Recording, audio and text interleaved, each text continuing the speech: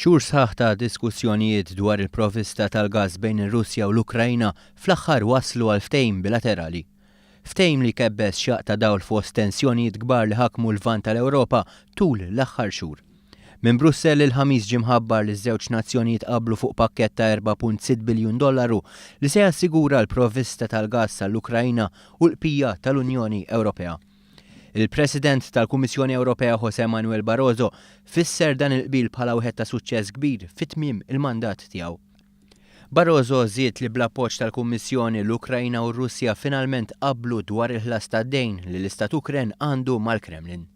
Kien propju l-Viċi President tal-Kummissjoni Günther Oettinger il-medjatur ewlieni bejn iż-żewġ pajjiżi.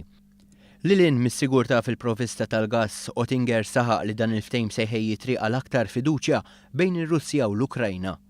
Il-ftehim li kien iffirmat mill-Kummissjoni Ewropea u l-Ministri tal-Enerġija taż-żewġ pajjiżi rispettivi ikopri l-perjodu sal-aħħar ta' Marzu 2015. Il-pakkett jorbot lill-Ukrajna bil-ħlas ta' €3.1 biljun dejn li għandha mar-Russja. $1.45 biljun fl-immedjat u $1.65 biljun sal-aħħar tas-sena. Fl-istess waqt l-Ukrajna se tħallas $378 għal kull metru kubu sa tmiem is-sena u $365 għal kull metru kubu għall-ewwel kwart tal-2015. Permezz tal-ftehim il-ħlasijiet iridu jsiru kollha bil-quddiem.